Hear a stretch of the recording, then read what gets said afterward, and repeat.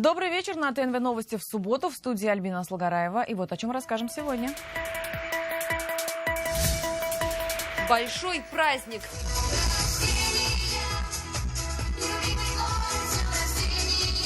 Как Лаишевский район отмечал день рождения. В репортаже Александры Севастьяновой. Корабли из Зеленодольска на международных водах. Желание в Китае тоже, чтобы между островами будет пускать этот корабль. Какие судна отправятся покорять Арабские Эмираты и Китай, оценил труд наших кораблестроителей Салават Мухаммадуллян. Помнить значит уважать. Уважать значит нести ответственность. Мы делаем во благо общества и во благо наших религий. Об итогах субботника на Арском кладбище расскажет Динара Камалова. Вернулись назад в 16 век. На военно-историческом фестивале в Свияжске побывал Сергей Хайдаров. Быстрый, резвый, молниеносный. Я задаю сам себе вопрос, смогу ли я. Кто стал лучшим пилотом российской серии кольцевых гонок, узнавала Алина Бережная. 460/90 в Лаишево сегодня подсчитали цифры. Почти полумиллиона юбилей отметил город, а району недалеко и до века. Сейчас Лаишевский район занимает лидирующие позиции в рейтинге муниципалитетов. С днем рождения лаишевцев сегодня поздравил Рустам Минниханов. Что они получили в подарок от президента и с какими открытиями встретили юбилей, Александра Севастьянова. Дом культуры «Радость сельчан» площадью 585 квадратных метров. Вместимость 200 зрителей. После капитального ремонта его не узнать. 14 декабря 2016-го. Именно этот день стал точкой отсчета одного из сегодняшних открытий. Тогда Рустам Минниханов проводил прием граждан. С просьбой к президенту обратился Вильдан Гарипов, столетний житель села Именьково. Попросил в родном селе восстановить ДК, ведь изношенность здания 70%. Подготовьте решение, съезди, посмотри сам. Вильдана, вы заедете, привет от меня передайте. Президент обещание выполнил, но, к сожалению, Вильдана бы и радостное открытие не застал. Однако его дело односельчане будут помнить всегда. Ему в клубе посвятили уголок памяти. Он был гармонистом. Я хочу в новом клубе на сцене на гармонии играть. И президент удовлетворит его просьбу. На этом открытия только начались. Вот новый ЗАГС. Красивый и торжественный. Объект презентовали президенту, а он презентовал подарки супружеской паре, которая отметила золотую свадьбу. Я вас поздравляю. Спасибо. Вот такие семьи для нас, конечно же, приятно. Всю богатую историю района хранит музей имени Державина. Гостям показали Троицкую церковь, Софийский собор, прогимназию, пожарную часть. Сейчас район лидирует в рейтинге муниципалитетов. Рядом Казань, Альметьевск и Нижнекамск. Мы видим, какие преобразования происходят в вашем районе, в социально-культурной сфере, в развитии предпринимательства, привлечении инвесторов. И, конечно же, эта динамика очень позитивная, и мы вместе с вами радуемся. Сегодня не только делились планами на будущее, но и отмечали заслуги в районе более 200 объектов культурного наследия.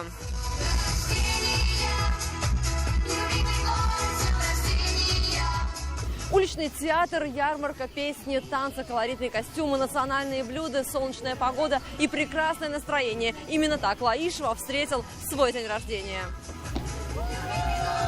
Еще один подарок горожанам и жителям района – новая набережная и пляж, или как это место еще называют, Камское море. Здесь широкая река разливается так, что виден только горизонт. В районе в городе проживают очень трудолюбивые, старательные, талантливые люди.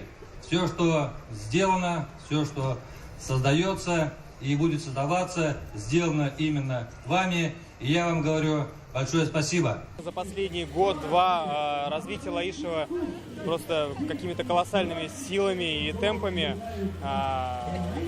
Здесь самый настоящий наш российский курорт. Потянулся Лаишево, детские сады построили, новые вот все делают. Подарки еще будут. На набережной появятся площадки с беседками для семейных пикников, спортивная зона с велотрассой, пирс, дом рыбака и бассейн.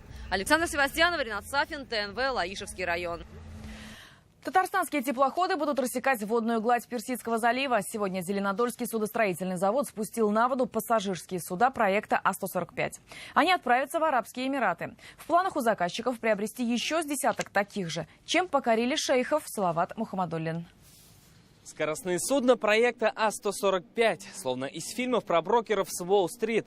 Их скорости позавидуют даже военные корабли. 40 миль в час. Морская болезнь? Да забудьте, качки здесь нет. В общем, это короли морской прибрежной зоны. А как известно, земля королей – Арабские Эмираты. Туда-то и отправятся наши теплоходы. Будущий маршрут – Абу-Даби-Дубай. В плавании 150 пассажиров будут всего час. Это очередная победа.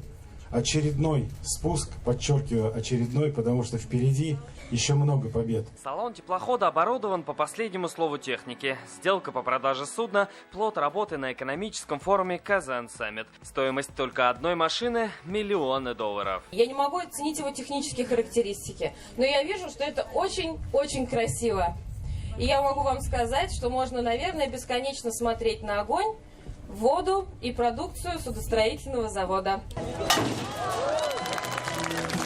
Традиционное разбитие шампанского о борт судна – это не только старт плавания, это еще и начало выхода зеленодольских А-145 на международные воды. Уже в следующем году за рубеж планируют поставить еще 10 теплоходов. Часть из них отправится в Шанхай. Мы выбрали Татарстан, потому что очень давно мы сотрудничаем с Россией, и именно с Татарстаном.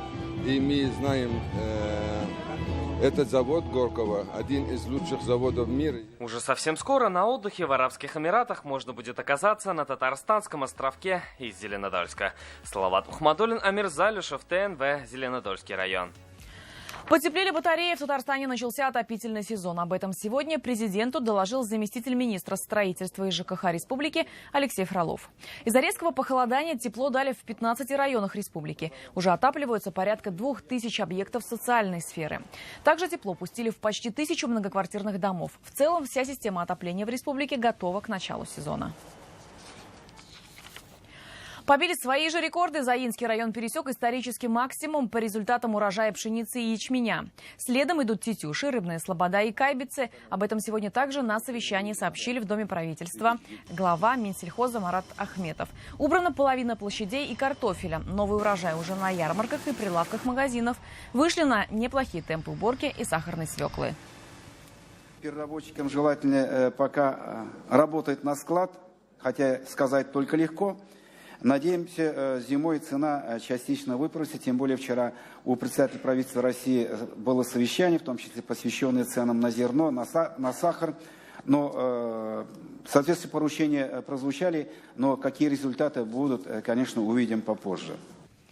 Объединились ради благого дела. Сегодня мусульманская и православная молодежь провела совместный субботник на Арском кладбище Казани. Убирали территории от сухостоя и упавших веток. Динара Камалова о том, как хорошее дело не знает духовных границ. Лучше надеяться на себя. Так я и покажу пример наверняка, если увидят, что я что-то хорошее делаю. Расим Мингазов – активист мусульманской молодежи. Сегодня он с единомышленниками разной веры на субботнике в Арском кладбище. Хотел присоединиться еще в прошлом году, но не смог. Мы со своими православными братьями общую связь находим. Для меня больше это важно. Метла, грабли и лопаты. Ребята очистили ограды захоронений, тропинки, кладбища, вынесли мусор. И так уже 4-й год подряд. Люди, к сожалению, приходя, исполняя какие-то свои, дела, ритуалы, может просто проходя мимо, оставляют, может быть, видя, что там заросшее, да, они бросают в кусты, и, к сожалению, все это туда остается. Если здесь убирают сухие ветки, то за этой калиткой картина куда печальней. Здесь стройматериалы, целлофановые пакеты и встречаются даже пластиковые бутылки. Сегодня здесь мусульмане и православные. В первой половине дня уборка христианской части кладбища, во второй – мусульманской. Все мы здесь временно. Все мы здесь временно. И нужно понимать, что когда-нибудь мы тоже будем в таких же условиях. И нужно своим примером подавать другим людям пример о том, что есть такие захоронения, их нужно уважать. Такие субботники будут идти вплоть до зимы. Присоединиться может каждый вне зависимости от национальности и вероисповедания. Динара Камалова, Амир Залюшев, ТНВ, Казань. Сегодня казанцы побывали в гостях у 43 семей со всей республики. В Казани прошел фестиваль семей Татарстана в рамках конкурса «Нечкабиль». Он проводится уже в 13-й раз. И впервые в Корстане, потому что ни один другой зал Казани не смог вместить всех участников и желающих посмотреть на это удивительное действо. Среди зрителей была и Эльмира Шеймарданова. Наталья, город Болгар, Хабибулина, Эльвира, Сармановский район. Семья и дети для них главное в жизни. На республиканском фестивале только реальные истории. Лиана Валдавина со своим большим семейством приехала в Казань из Лениногорска. Наша семья самая обычная, в ней мама и папа, дочка, сынок. Котик на коврике, все как положено, пес во дворе, попугай наш свисток. Чуваши, русские и татары. Эта большая семья живет дружно, отмечает все национальные праздники. Традиция Валдавиных – домашние спектакли. Другие участники фестиваля не менее талантливые, в основном в живописи. Традиций в нашей семье многовато. Как раз в этом празднике мы все это показываем, какие у нас традиции. У Закиевых из Балтасинского района большая группа поддержки. Одни поют, другие пляшут. Охранительница домашнего очага по традиции отвечает за кулинарную часть. Блюда татарские, русские, марийские и удмуртские. Впервые фестиваль прошел в формате праздника «Нечкабиль» территории крепких семей. Эти семьи своим примером участвуют в формировании общественного нашего мнения о семье. На большом семейном форуме не забыли и о папах. Специальная номинация конкурса «Отцовский капитал». 45 семей из 31 района Татарстана готовились долго и тщательно. Пришлось и поволноваться, хотя перед выходом на сцену с каждой командой работал профессиональный режиссер.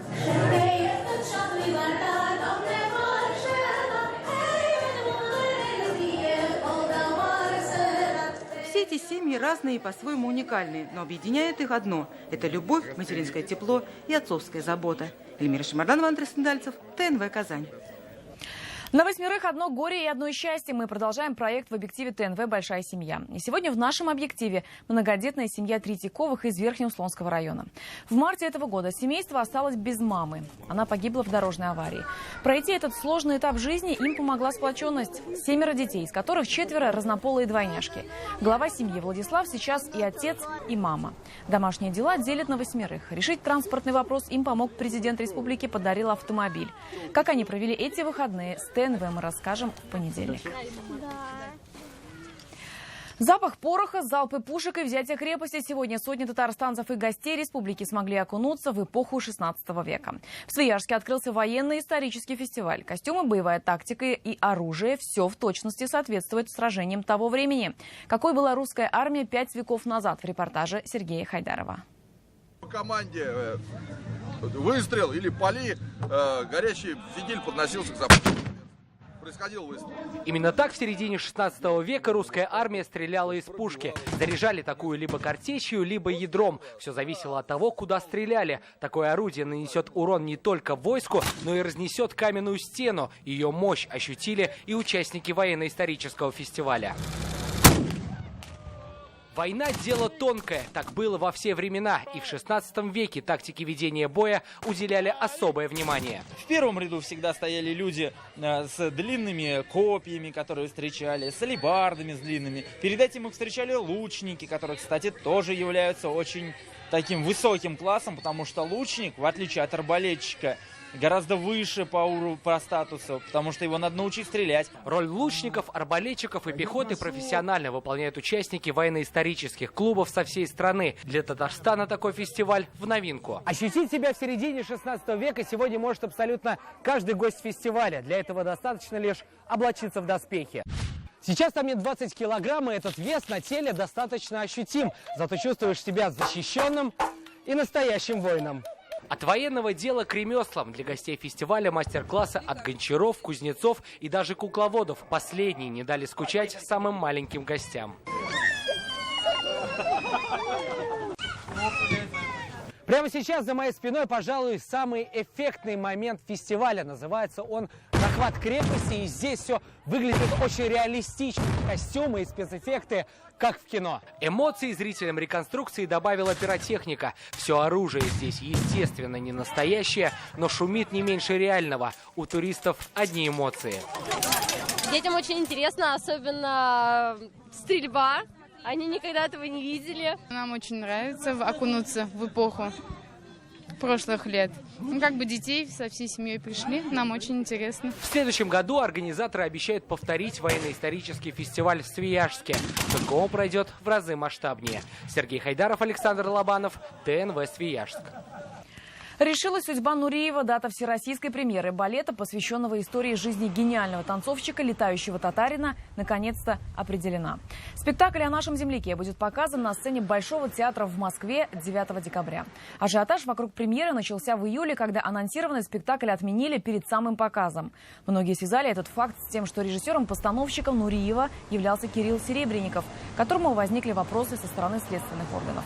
Сейчас он под домашним арестом. Руководство Большого театра пригласило хореографа для окончательной подготовки балета для показа на исторической сцене. Напомним, что в 2018 году танцевальный мир будет отмечать 80-летие со дня рождения Рудольфа Нуриева. Она навсегда в сердце, и ее песни тоже. Сегодня в Казанской филармонии прошел вечер памяти Хании Фархи. Полный зал зрителей, на сцене ее бессменные музыканты, а на экране она. Клипы, песни, выступления. Песни Хании Фархи исполнили и популярные артисты татарской эстрады. Напомним, через 4 дня будет 2 месяца, как певица ушла из жизни. Ей было 57.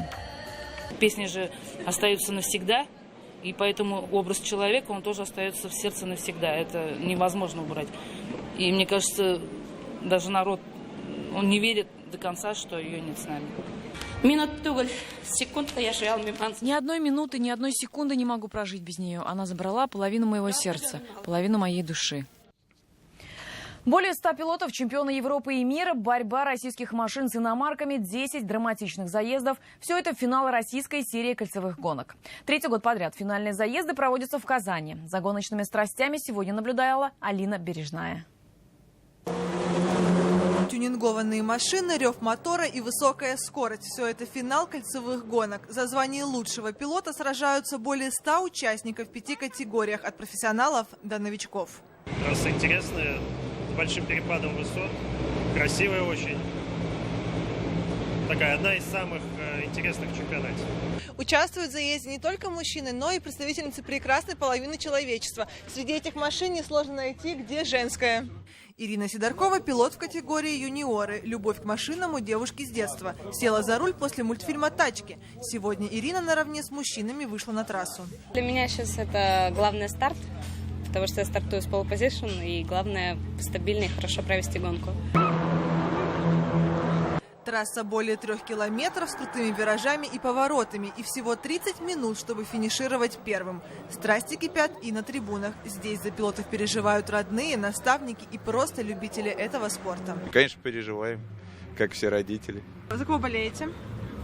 За Ефима Булатова, потому что мой воспитанник. Соперники и техника очень достойная. В заезде категории юниоры первым финишировал Максим Корнилов из Перми. 2-е место у Ирины Сидорковой из Петрозаводска. Бронзовый призер Павел Кузьминов из Санкт-Петербурга. Задачей было на 1-е место прийти. Мы добились этого. Гоночный уикенд продлится и завтра, по итогам которого определяются чемпионы и обладатели Кубков России в 5 категориях. Алина Бережная, Мирзалюшев, ТНВ, Высокогорский район. А сейчас, по традиции, время обзора всего самого интересного в интернете за неделю. Яркие события, неожиданные темы и уникальные кадры в нашей традиционной субботней рубрике «В сети».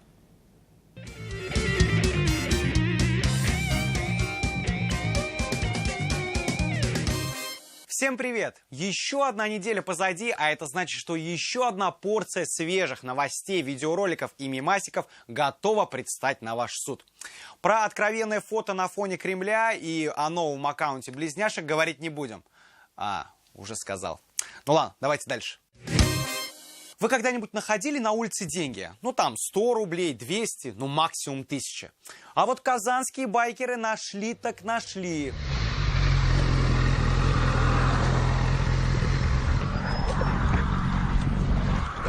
Если приглядеться, то можно увидеть, что они на дороге собирают 5000-е купюры. 5000-е! Это что там за мажорик с дырявым карманом проехался? Ну, короче, в общей сложности собрали они там 415 тысяч рублей. Сколько? Да-да, 415 тысяч рублей. А кто вам сказал, что деньги на дороге не валяются? Еще как валяются. Смотря на этого героя, судя по его вальяжности, можно уже подумать, что это именно он обронил те 415 тысяч рублей.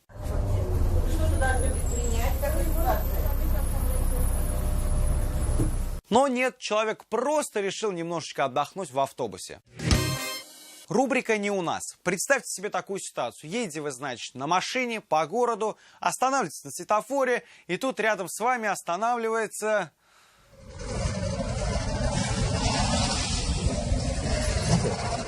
медведь! Медведь на мотоцикле! Да он еще вам что-то там показывает.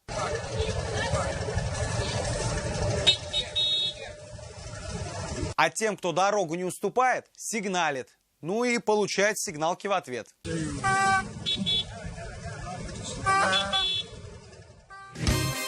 И пока далеко не ушли, наша постоянная рубрика «В сети с президентом». У президента выдалась эта неделя очень даже насыщенной. Торжественно передал новые автомобили Почте России. Может быть, хотя бы сейчас начнут быстрее работать. Затем с рабочим визитом отправился в Туркменистан, откуда очень много фотографий. Пользователи сразу отметили, что самые вкусные лепешки именно там. Ну а потом самое интересное. Угадайте, где был Рустам Минниханов? Октоберфест.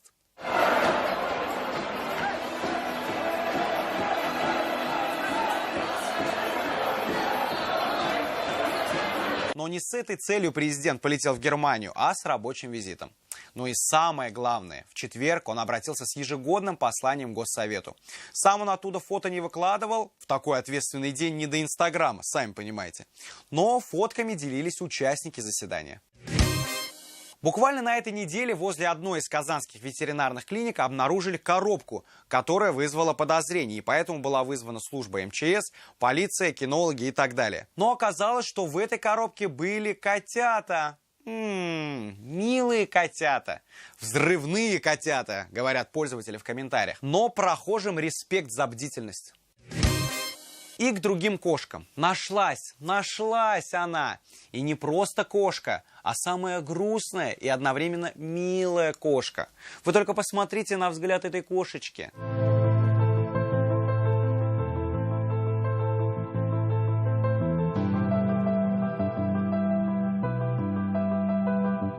Это милашка из Пекина. Если вы хотите посмотреть больше фотографий, то добро пожаловать на ее страничку в Инстаграм, где уже 142 тысячи подписчиков. Это действительно самая грустная кошка в мире. А вот теперь уже не шутки. Видео, которое обсуждают не только в сети. На учениях «Запад-2017» вертолет случайно выстрелил в сторону зрителей.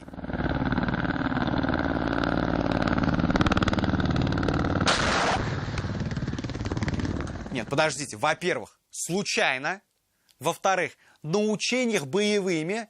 В-третьих, слава богу, что все живы.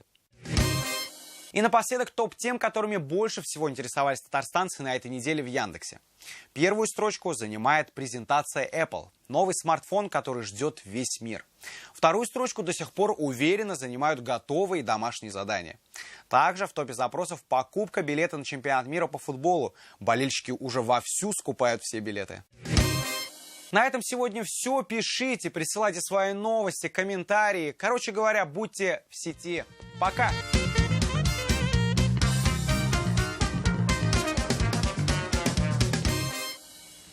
Впереди прогноз погоды, а я напоминаю, что все репортажи этого выпуска будут на сайте нашей телекомпании и на канале YouTube. Всего доброго и хороших выходных.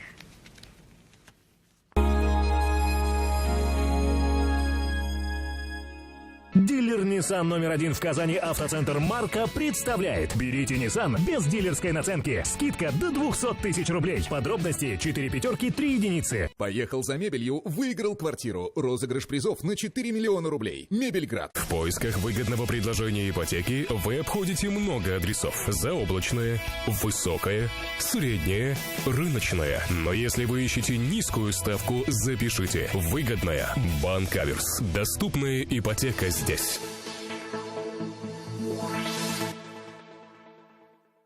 УАЗ сделал настоящий внедорожник доступным. 100% драйва по честной цене. Теперь УАЗ Патриот от 699 тысяч рублей. УАЗ Канавто. Сибирский тракт 52 230 30 30.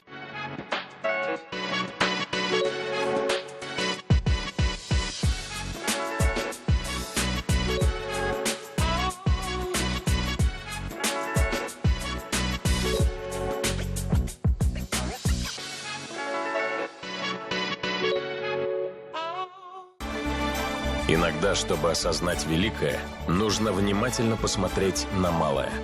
И только тогда можно понять, успех не случайность. Успех – это внимание к деталям, какими бы незначительными они ни казались. Казань-Оргсинтез. Непрерывное развитие. Ищешь иномарку? Выбирай Datsun в новом автоцентре «Марка». Грандиозные скидки в честь открытия. Стань первым обладателем Datsun по спеццене. Звони 4 пятерки 3 семерки. Каждое утро мы просыпаемся, чтобы начать движение, чтобы сделать еще один шаг, совершить открытие, сделать чуть больше, улучшить жизнь вокруг нас. Изо дня в день. Потому что движение – это жизнь. Казань-Оргсинтез. Непрерывное развитие. Либридерм, сирацин, номер 1. В «Канавто» большое поступление автомобилей «Лада Гранта» с выгодой до 60 тысяч рублей по программе «Трейд-ин». Успей обменять свой автомобиль на новую «Лада». «Канавто», Мусина, 37, телефон 230 30 30. Новое время, новый стиль, новые автомобили. В старой доброй программе. А кому этого мало, полная версия тестов без купюр в нашем блоге. Открываем YouTube и в поисковой строке набираем «Автоблог про движение». И не забываем подписываться, чтобы можно было комментировать и задавать вопросы нашим ведущим о том, что вас интересует. «Автоблог про движение» на YouTube ответит на ваши вопросы про автомобили.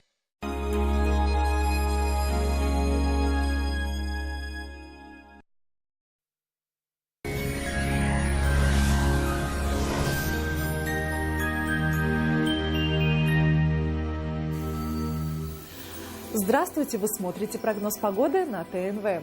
Спонсор выпуска – санаторий Ассы. С 1 сентября 2017 года санаторий Ассы Республика Башкортостан объявляет акцию «Осенний ценопад».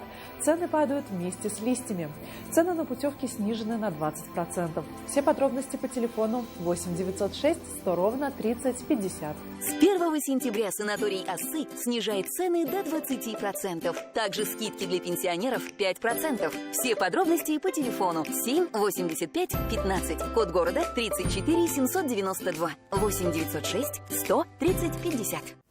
Все ощутимее дыхание осени. И несмотря на солнечную погоду, уже довольно прохладно, особенно в ночные часы. По данным сервиса Яндекс.Погода, в предстоящие сутки на юго-востоке республики малооблачная погода сохранится. Ночью будет до 4 градусов тепла, днем же до плюс 11 градусов. На северо-востоке республики преимущественно ясно. Ночью плюс 5, днем же до 12 градусов тепла. На севере Татарстана малооблачно, без осадков. Температура воздуха в ночные часы составит плюс 5 градусов, днем же будет до 12 градусов тепла. На северо-западе республики ожидается малооблачная погода, без осадков. Температура воздуха ночью составит до 5 градусов тепла, днем же до плюс 12.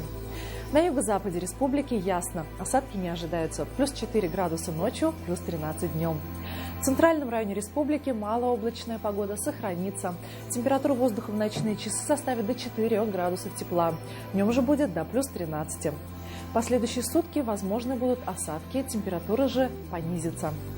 Спонсор выпуска – изготовитель корпусной мебели на заказ «Данил Мастер». Быстро и качественно. Изготовим шкаф-купе по вашим размерам. 3D-проект шкафа, доставка, установка бесплатно. Только в сентябре назовите пароль «ДМ Мебель» и получите 25% дополнительной скидки на ваш шкаф-купе.